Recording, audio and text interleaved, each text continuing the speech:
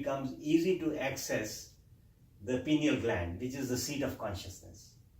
So it helps you to experience deeper states of ecstasy, bliss, joy, tranquility, happiness, equilibrium. So you get a certain spiritual benefit. But if you do fasting, even with water, even with the fruit, something, you will get physical benefit. And some mental benefit also you get. You develop control over your motor and sensory organs, over your vrittis, over the propensities. And in the human body, there are 50 different propensities.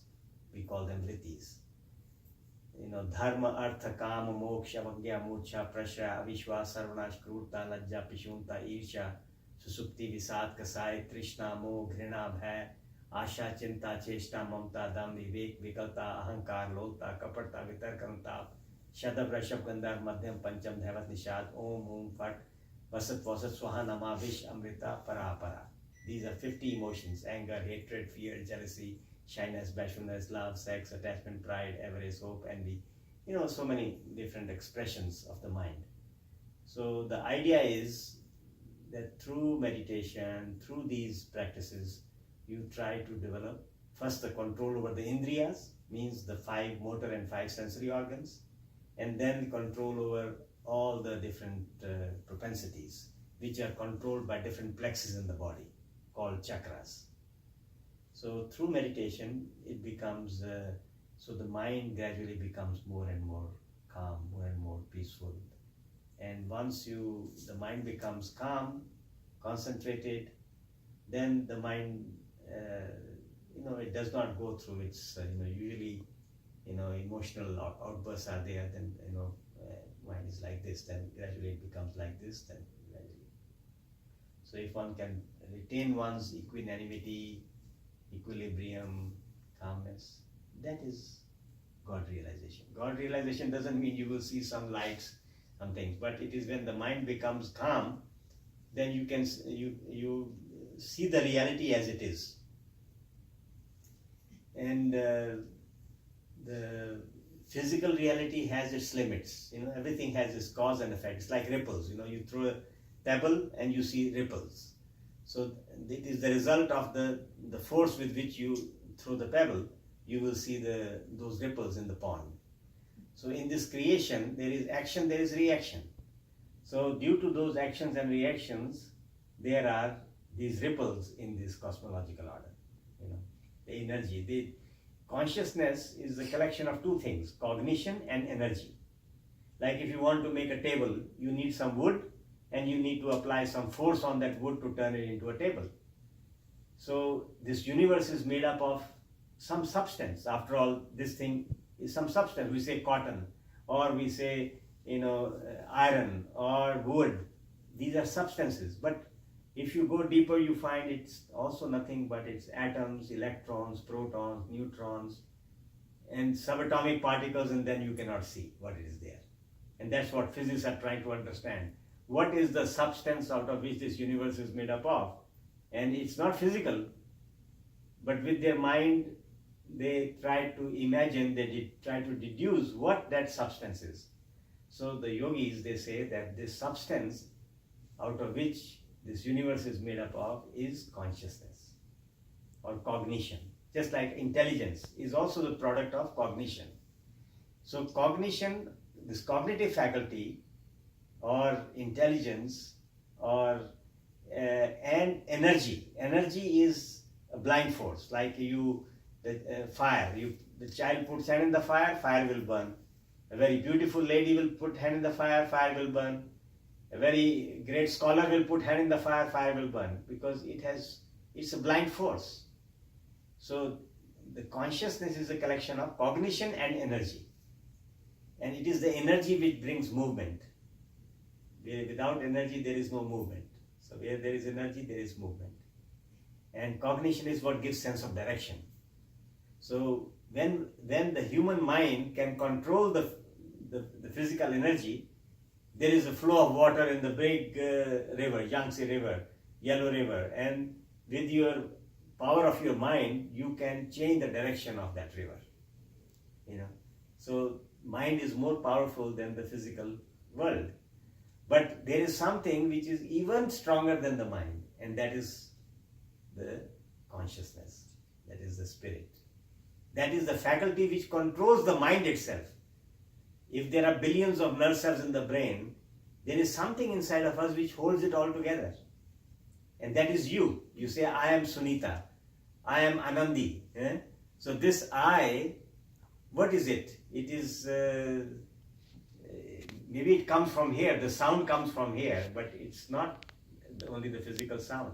So that sense of me, that consciousness, that's beyond physicality, beyond the mind, it is the real essence. So self-realization is God realization. If Muhammad went to the top of the mountain and he meditated and he talked with Allah, means Allah is not some physical being which was there only on the top of a mountain. Now we have gone through, all the planets of the universe. We can go to Mars, we can go everywhere. It is when the mind reaches the highest level of consciousness, we say we come in contact with God. So God is not anything physical, something material. It is the highest consciousness. When we sleep, we are not awake. We don't know what is going on. Somebody comes, somebody goes, we don't know. But when we get up in the morning, then we become awake. Then we are, we know, oh, I am here in Toronto. Maybe 1 week ago I was in Denmark, but so that means even when we are physically asleep, we have not lost touch with the reality, that consciousness. So what is it that makes us, because when we get up, then we remember what happened yesterday, what happened day before yesterday, or where I am, who am I? We are aware of our surroundings. So that which makes us conscious is that awareness, that level of awareness is our supreme consciousness. So in essence, we are that supreme consciousness that is hidden in our mind. So if we want to find God, we don't need to go to temple, mosque, church, we can go anywhere, but we will find it not externally, we will find it within our own mind. And in the beginning, when you close your eyes, you see darkness, you don't know where to go. That's why you need diksha, you need initiation, you need guidance, you need torchlight. When you go in a dark room, you don't know where is the switch, where is this. So you need a torch to tell you where is the switch, how you can turn it on, and how you can go into the inner doors. This is the outer door, then the inner door, then the inner door. So there are many different sheets. They are called koshas, the different layers of mind. And when we go through all those layers of mind, ultimately we reach to the level where we experience that effulgent consciousness. That is God realization. That is self-realization. So to attain that self-realization, we don't have to leave our home, our family, our work. While doing the things of this world, at the same time, we spend little time. We spend time for eating, for sleeping, for talking, for working. So we also keep some time in our schedule for going inwards, which is the most important work, because without that, everything what we do in this physical world, okay, it's going to end one day. You make money, you even make millions. Time comes when you have to leave everything behind. You won't even have time to sign your checks. They'll be left as they are in this world. What happens to them, you don't know after you die. So that's why the most important thing in life is that we are born with a certain level of awareness when we are born, and through life we will expand our consciousness, our awareness.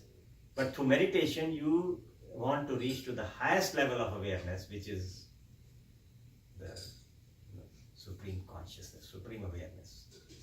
And those who have reached there, then they also become omniscient, all-knowing, omnipresent, omnipotent. They have powers, they get occult powers. They are able to see things with which eyes you cannot see. Like the intellectual, a scientist can see things with the mind which you cannot perceive with the physical eyes. With the physical eyes, you see the sun rises in the east and moves all the way and sets in the west. But with your mind, you see that no, the sun is stationary, is the earth which is moving around the sun. Okay, just opposite of what you see with your physical eyes. So the physical reality may appear to be something, but with the mind, we understand more deeply what the reality is. So same way, with the mind, we understand, oh, that's me, that's you. And this is my house, this is my property, this is my business, this is my husband, these are my children. So our mind becomes attached to the things of this world, and we begin to identify with them, and they become ours. But nothing is ours. One day, this shirt today is mine, but tomorrow, it will get torn and it will be gone, so that's not me.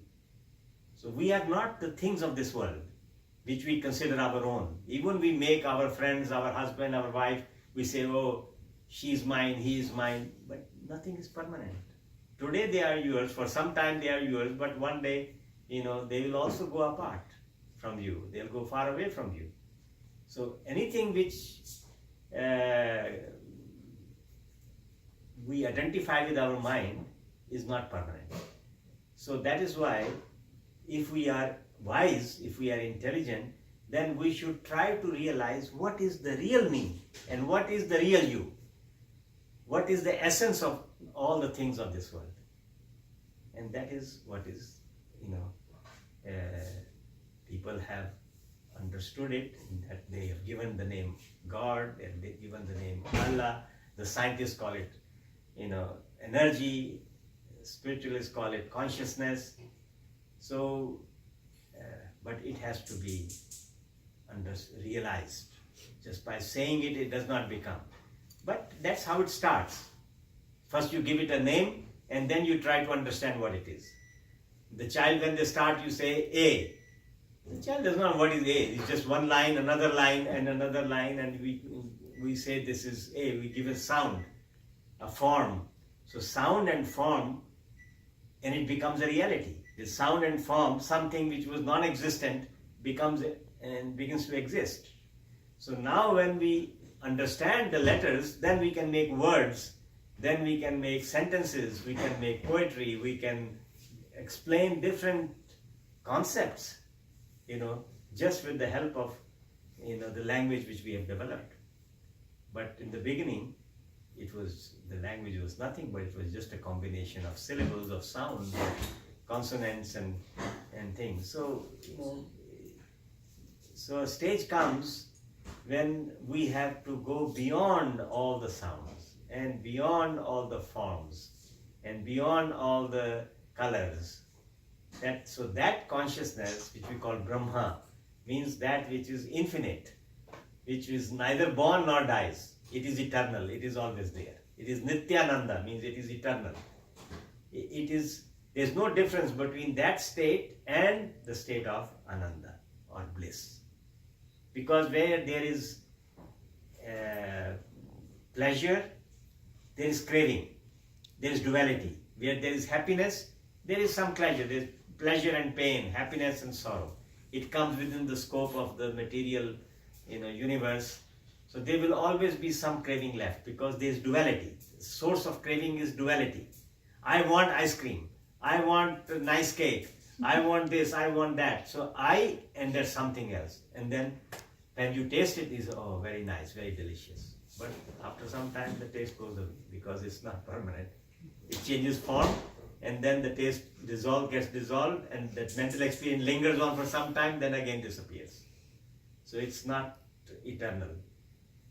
So the only way out of this craving is love. Because in love there is oneness. The only craving is the way to dissolve this craving is through oneness. So when we realize that everything is Brahma, everything is that consciousness, then there is no separation.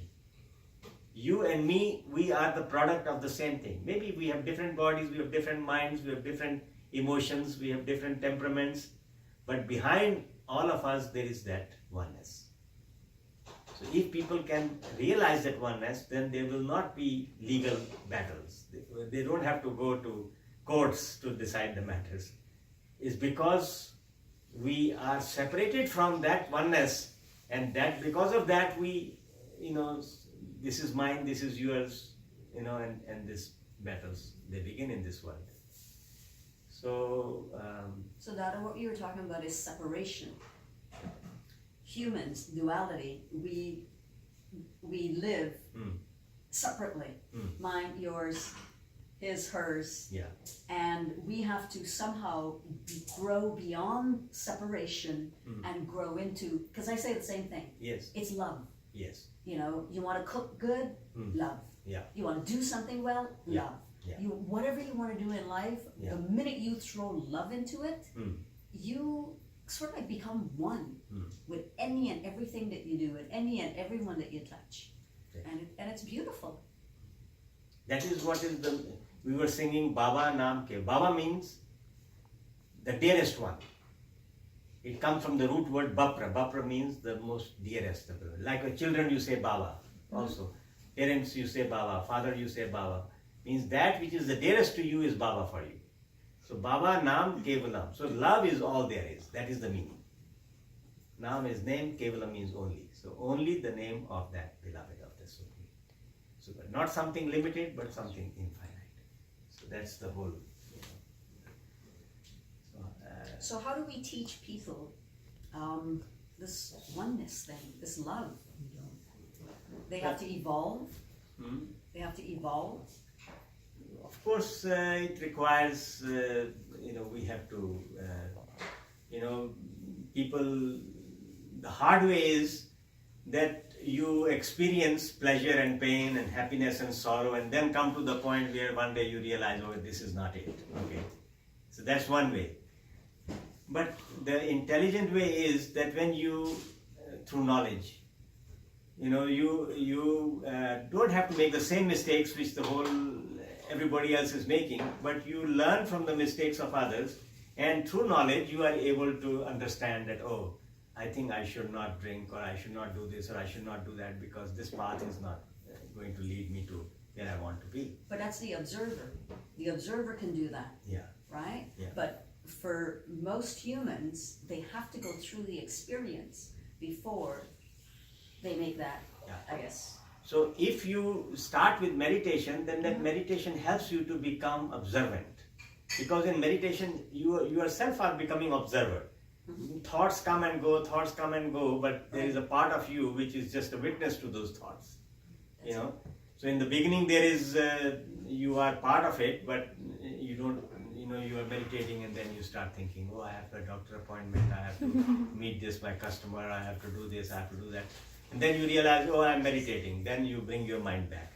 Again, for 2 minutes, you practice the mantra, or you repeat your, take the ideation, and then again you start on another journey. Oh, and that person told me this thing. Next time I see her, I will tell her that, no, I don't want to talk with you. Then it goes into another journey. And then again, after some time, you realize, oh, but I am meditating now. So you bring your mind back. So through this practice of your mind getting extroverted and you trying to pull it back, you learn the art of how to bring it back when it goes away.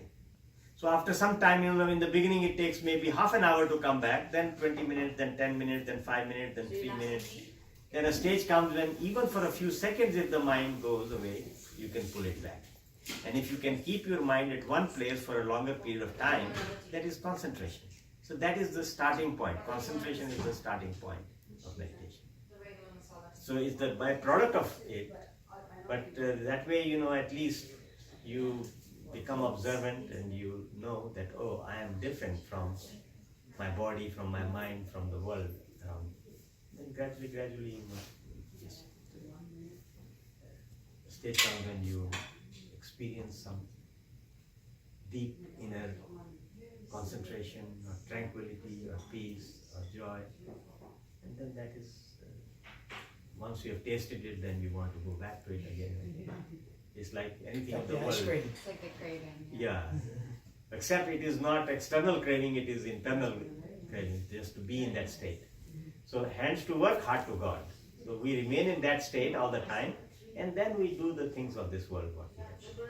But with that consciousness that, oh, we are all one. So only we are not there, that's why we have the problems that we face.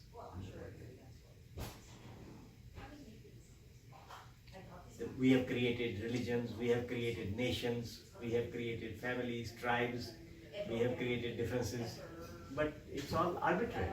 Nothing is, even the difference between men and women is only a difference of a dozen glands. It's not, ultimately beyond the physical body, we are all one. So that's why I think this world needs higher awareness, higher consciousness to solve the problems of this world. China and Russia and USA and things, they are fighting with each other and creating so many problems in the world. They spend billions and billions and trillions of dollars on weapons. But if they all realize that everybody who is living on this world, they need to survive and they need to live and we need to take care of it, they can sit down and they can resolve the problems without having to do all this. And we have done it to a great extent, but still there is a lot more which is desired, because still there is,